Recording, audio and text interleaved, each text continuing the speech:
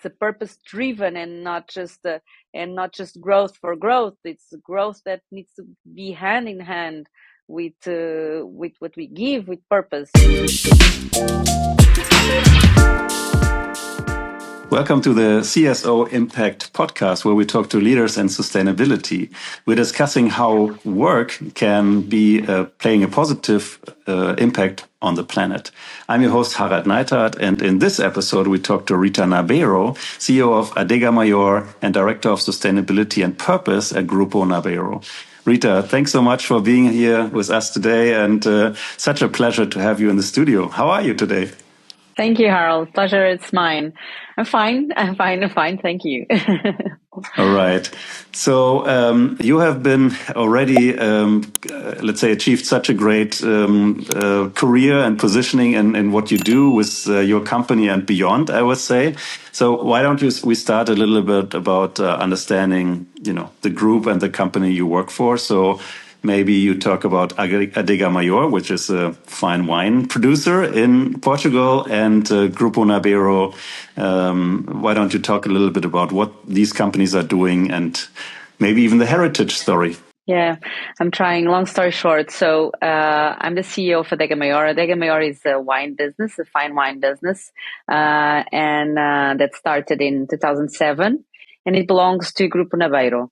I'm the CEO of Adega since like more than 10 years now, and I'm a third generation of a family-owned business, which is Grupo Nabeiro. And the core business of that group, it's coffee, the Delta coffee.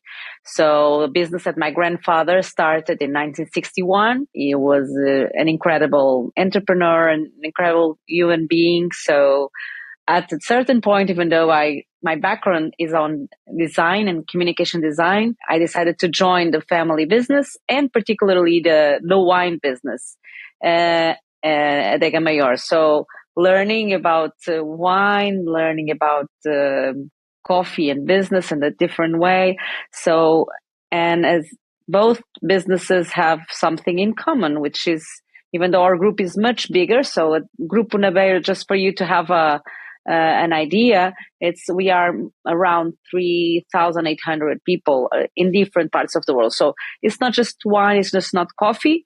It's also the teams and the sales teams, and we are present in 8 different countries directly and indirectly in many more.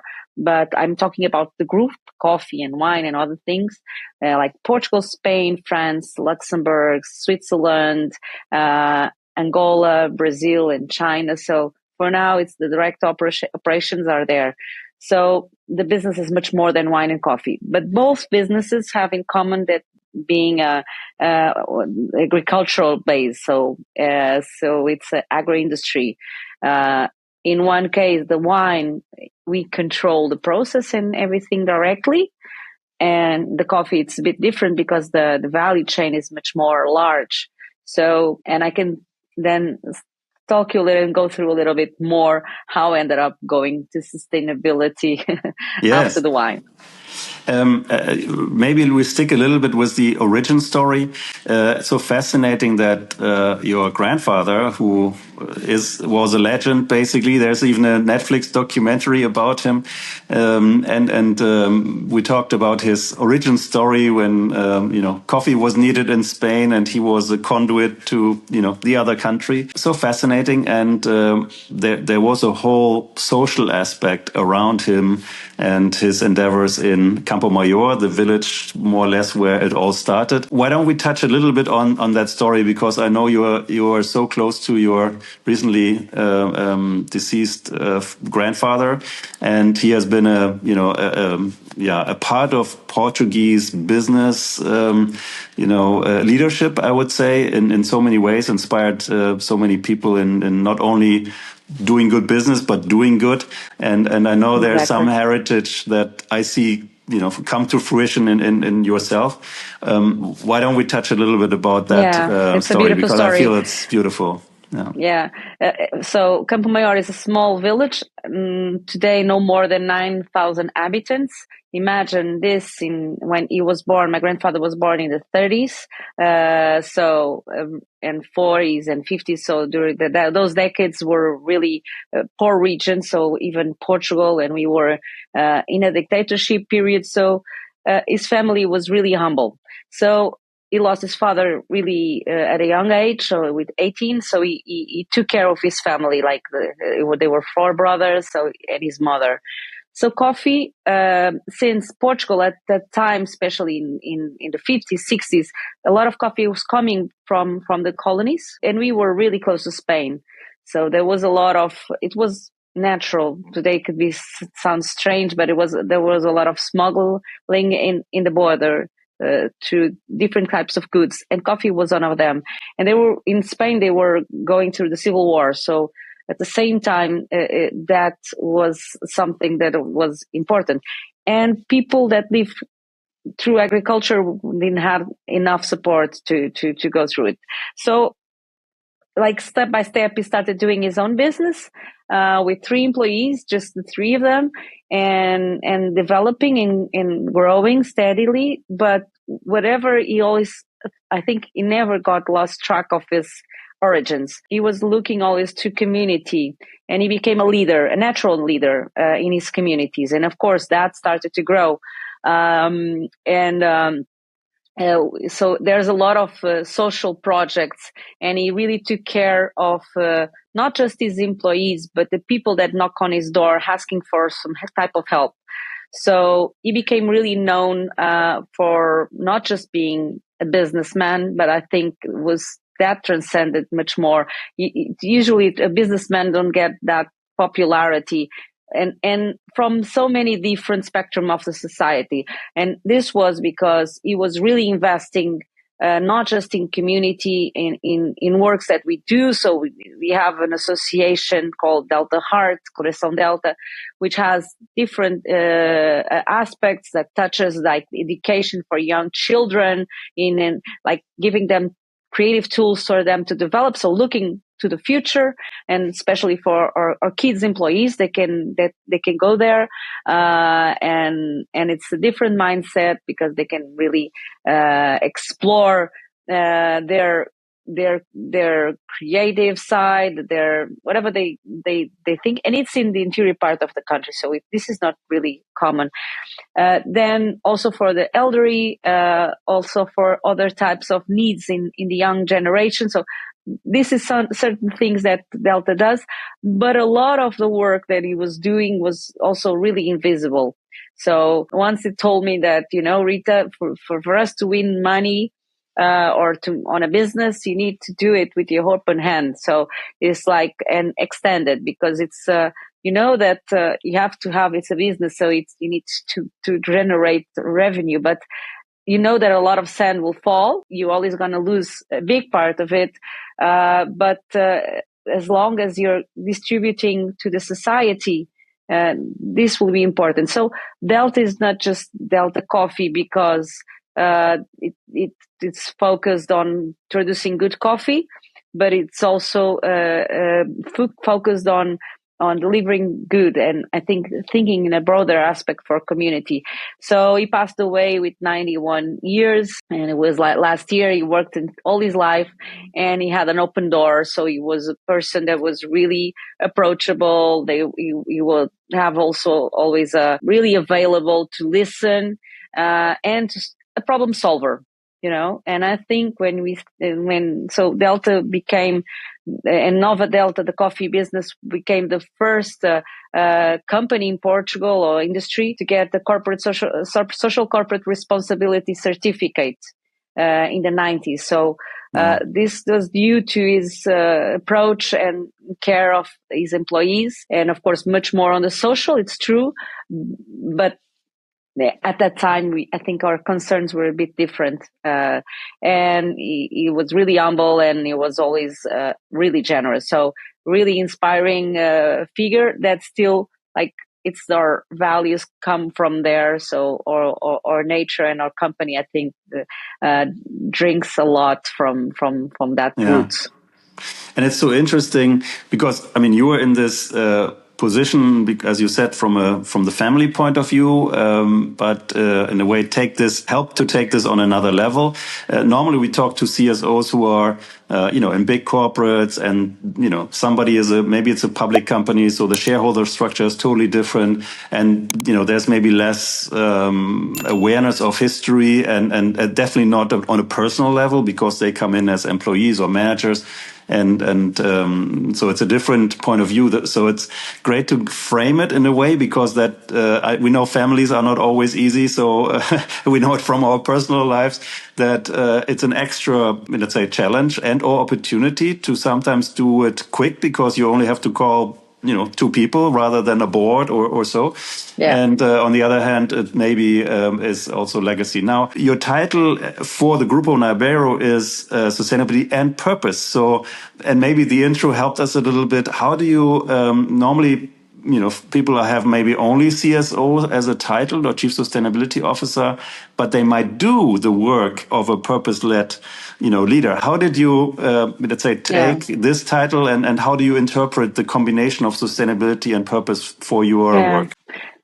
I think when 2 years or 3 years ago, we started to redesign our governance at the board level. So of course, it's a family-owned business, 100%. So we were distributing in which members of the family would take care of what. So at the time, we didn't have like at the board level this area of sustainability and purpose, because I do believe that it's not just because you can be just accounting and doing report and not looking really deep to the whys. And I think we need to understand and make others understand, why are we doing this? Why do we need to transform? Why do we need to accelerate? Why do we need to take care of the planet, of the people? So at the time, I was starting, I didn't have much team. So I had some people working in different departments of the company. Still, it's not a big team. Now I have, even though I had this role kind of a director, I'm part of the family, I'm part of the board, I'm an executive director of the board, but still I'm creating a team. So I do have now more focused as sustainability director, but we work closely together. We are 3 in this team now, but I think it's important for us to do now, it's to set the base to develop the rest of the work. And when it's a company with almost 4,000 employees, which is a lot of diversified subjects, diversified businesses, diversified geographies. Even in Portugal, we have different many facilities. So it's complex. It's not services. So I think with the job that we are doing now, it's really invisible, because it's trying to set up when you in creating this agricultural metaphor, you need to prepare the soil, and you need to regenerate the soil. So, and then you can add up all kinds of new things, even though this is a soil that is not completely clean in a way that empty. So there's a lot of things already going on, and it's like doing construction in your own apartment and living there. So I think the work that we are doing now, it's a lot on, of course, designing and thinking, where are we now? So reporting is important in a way, because if you don't know where you are, you cannot set any types of goals to where you're going to. So reporting, and it's going to be mandatory from 2026. So for big companies, so that we are setting the standards high. Doing a lot of work with the CEO, doing a lot of work with our steering committee, with our executive commission, and also at the other level with all the people. But we are now on design phase. Even though we do have a lot of projects ongoing. It's impossible. But what I want to do is set right the base, like the foundations of this. Yeah. So because if you set the right foundations, you can have a small team, but envisioning how we will grow. Because if you just have a lot of people and not any any structure to grow or vision how to grow, even though you can adapt as you grow. I think it's going to be more complex. And I think the objective of any sustainability department is to eliminate itself in a way, because if you're doing your job well, you're not going to be needed in the future, Hopefully. It will be, hopefully. So you touched a little bit about, let's say, building this framework and ground foundation. Can you give a little bit of some examples of initiatives that you're actually involved in right now, either from the coffee side or the winery side? And I know you're also involved with a lot of international initiatives and collaborations. You're doing so many things. Maybe just touch upon a couple of things that are making this tangible. So from the wine business, starting from there, because it was where I started to have more deeper concern about sustainability issues. We are part of a sustainability program for wines of Alentejo. So what this program helped us to do is on a pre-competitive level. It help us to see where we are, what we need to work both on agriculture, on so land use, so regenerative agriculture, measuring the soil, and also to try to see water management, both outside, inside the winery, and not only because we are going to share the best practices that we do. So I think each company has its own uniqueness and does good something. And we can see what others are doing, and they share with us. So it's really interesting because we are sharing the best practices. And this helped us from 2015 until now. So, and last year, we were one of the 10 producers that got the certificate of sustainable production. So what are we doing? So we are converting own vineyards into organic production. So this was we're doing like less harm possible, but it's part of a philosophy that we are now trying to set up on a larger scale. But working with agriculture, you do feel much more directly the impacts of climate change. So could be the frost, could be especially in Alentejo, the really warm summer and or the droughts that can sometimes, fortunately, the last 3 years been a bit more generous on water.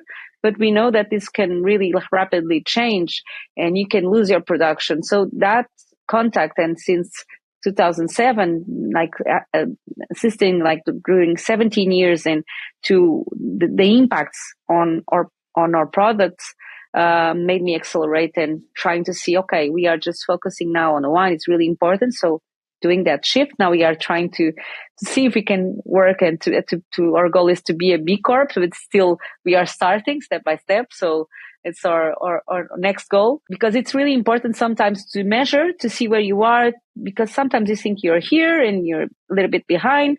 Others think you're behind and you're a bit more far ahead than you thought. So measuring is also important. So I stepped to another projects.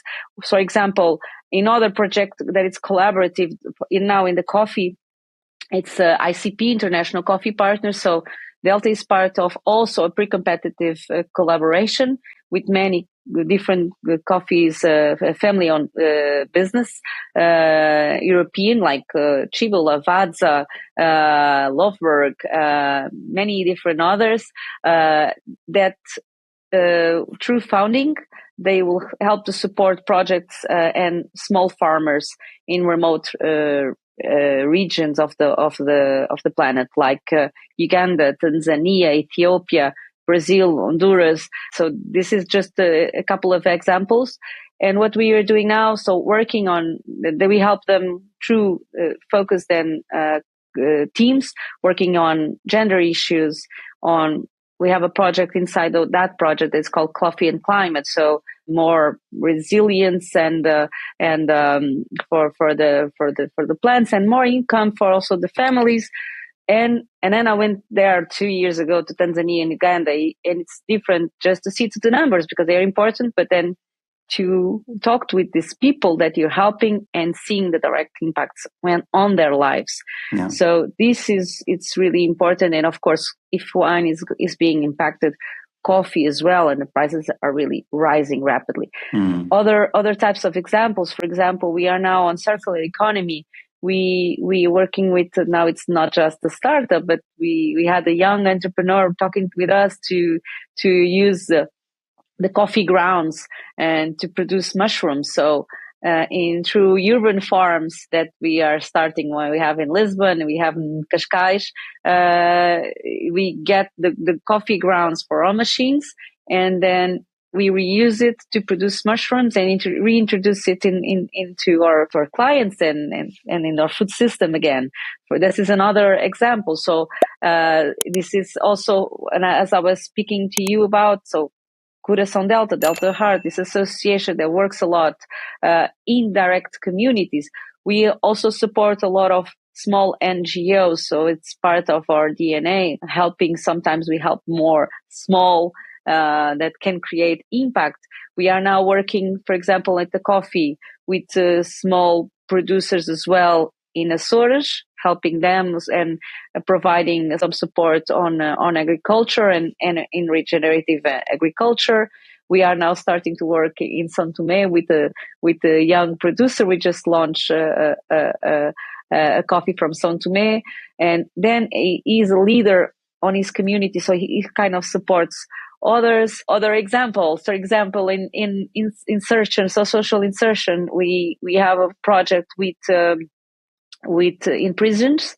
So we have installed like reparation of our coffee machines inside Portuguese prisons. So the people that are in jail, so sometimes you're not just a criminal, you did something bad once and then you end up there. So how you can work on social reinsertion of this type of community, and it's important as well.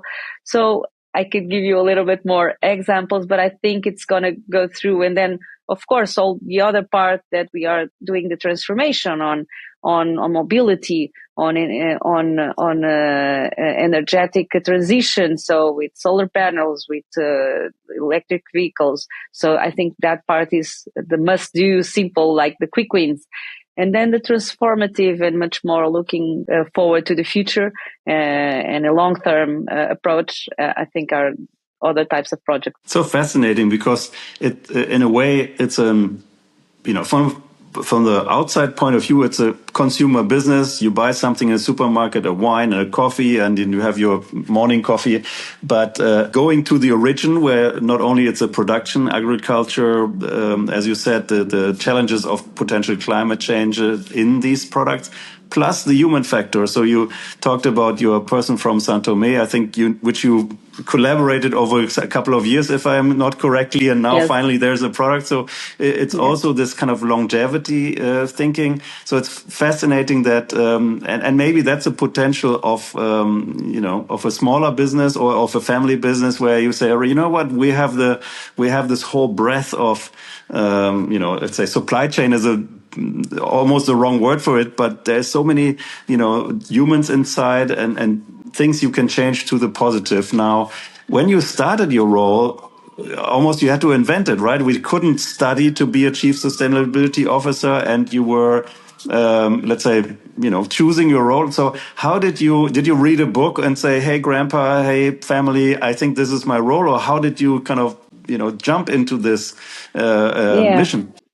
Yeah, as I was telling you, I think I saw the direct impacts on climate of change at Adega Maior and the vineyards and the droughts at certain years. So looking and reading a little bit more about that, enrolling and trying to do that journey in 2015, even though I was always concerned about these types of issues.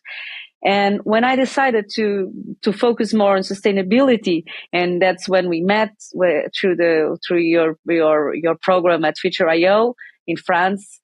And it was really incredible because I had the opportunity to meet with people from different sectors and entrepreneurs and wonderful minds and projects. And I think that was also really important for starting this journey and connecting us, because I think when we talk about sustainability, a lot of the things that are really important for us to keep us going and motivated, because sometimes we have a lot of setbacks, is community, is when we share good things and when you see others doing good things. And that's, even though sometimes we kind of get set behind when, okay, let's go move forward. So at that point I started that journey and I didn't stop. So last year I was doing an MBE, for example, in Australia, Master in Business in Empathy. It was remote, but it's a lot of a focus of approaching business through a lens of sustainability and empathy and human side and perspective. So this was really interesting. If you change the lens and how we look at things, not just for it's a purpose driven and not just growth for growth. It's growth that needs to be hand in hand with what we give with purpose. So that was also really important.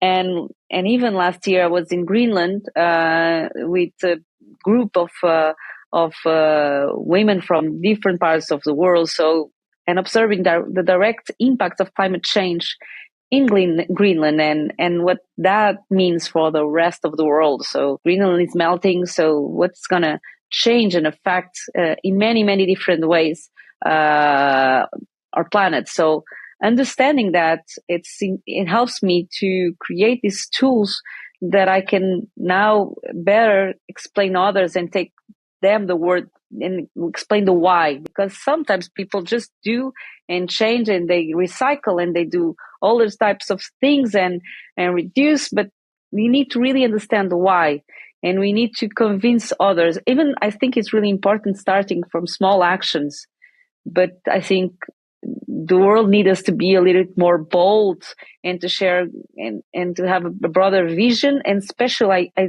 really believe that collaboration is crucial for, especially at this present moment that we are living, that seems that we are going to move backwards politically talking, and when we need to really to go ahead fast. And let's say that's maybe a segue to the next question, meaning from your starts in designing your own role and learning so much, I know you are on a super international, fantastic learning journey. How are you seeing the role of the CSO evolve over the next 5 years, for example? I mean, if you talk to people in Portugal, they say, Delta, I mean, they win everything. You know, you're always on the top 3, 4, 5 if you're not the winner of the sustainability prize of the year. So you're recognized, and the group, of course, as a company and your teams are recognized as really front runners. Now, yes, where do you think other companies and not only your company, but the role of the CSO in general could evolve to and, is maybe heading towards? Well, if in the past was a corporate social responsibility role, like in a department that it needs to be and to happen, I think today it's totally different. Yeah. And because even the regulatory, it's going to demand that companies address that there's this figure and this person or this team that needs to exist. But what I do believe, it's not just a department today. That's why I put it on top of on our governance model, on like it's a transversal, it's a hat. So yeah. So for me, I was listening to someone saying like the CSO, it's becoming like more and more the CEO because you need to address it. It becomes part of it's the strategy. So it needs to find roots and it touches everything. So, and even though if you're not the CEO, but you need to have the endorsement of your team, of your administration, whatever you do. So, because if you don't have that, you're going to be really with your hands tied. So, but this team, so I think it's going to be really important to help understand and every touch point, the coherent message, but the coherent doing as well, because we just cannot be blah, blah, blah and greenwashing and talking about that we do this and do that. And then in reality, we're falling behind. So I think this role will become and the companies that can understand and address this in a proper way, I think they will have a brighter future. even though sometimes it seems that you're not gonna win probably so much now, but it's gonna be it's a long-term Yes, yeah. approach and vision. So it's a really strategic position, and it's more that needs to be hand in hand. If it's not like a CEO that has this vision, he needs to really go like this tight with your managers, your direction. I feel this resonates with me that, I mean, you come from a multi-generational business already, and you're thinking long-term another multi-generation. And I think that's also what families are doing. And I mean, because you work with, agriculture, there's also, let's say, a hint of indigenous, knowledge from, let's say, maybe Africa, or where you're close to the product in wherever the coffee comes from. I think there's, they talk about 7 generations, back and forward sometimes. And I feel this resonates with me very positively, that, that's sort of the view of not actually sustainable, keeping it, but as you already mentioned before, regenerating. So keeping this over and over and over, and being a circular business, and not just for, let's say, a short-term profit. The time is almost up, so I have to maybe have one closing. Because you are also a very young leader, energetic. Maybe can you have, let's say, a couple of words of wisdom? What is this role? What kind of, let's say, qualities as leadership, or what is a positive trait of what people who are maybe thinking about, hey, now they can study some part of sustainability and maybe want to go into businesses, or they decide, well, maybe I do impact in an NGO. But obviously, in my point of view, we need especially young talent in the big corporates, so that people do their role. And as you say, a lot of reporting has to start in the next year, especially in Europe. But that's only one part of it. How would you describe this as an exciting opportunity for young people to get into the role of, chief sustainability officer, or an ESG expert, or whatever they could be in this field? I think we need the new generations, because I think it's where to whom we are leaving this planet and the future. So, and I think they even sense this more than previous generations. But I think main qualities that we need to find in people that work in these sectors, I would say it's going to have someone that has the power or the capacity to collaborate, to really to make bridges, because you're not just a doer, you make others do. So you need to understand the why. You need to listen, and because there's not just one road, so it's different roads. So you need to understand and listen, because this polarization, it's been in every sector. It's huge.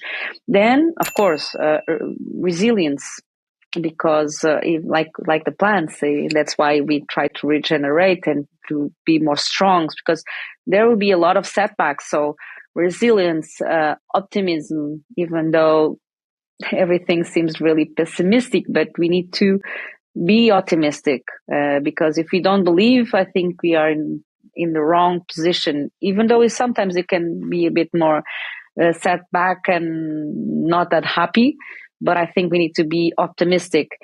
We need to have a vision, and the vision, I think a leader always needs to set the vision. What is that vision? And help and bring others along, and giving stage to others, and I think empower others. It's really important. And I was telling you about the story of this young entrepreneur of coffee producer. He's now helping others, and we just give him something and just believed in him. So I think collaboration, resilience, optimism, empowerment, and vision, and I think especially passion for what you do, because when you have passion in it, people see it in your eyes, they follow you. So I think there are really important qualities to someone that works in this space. I think young generation has some of them. I think they have it. So a lot of hope as well, a good dose of hope.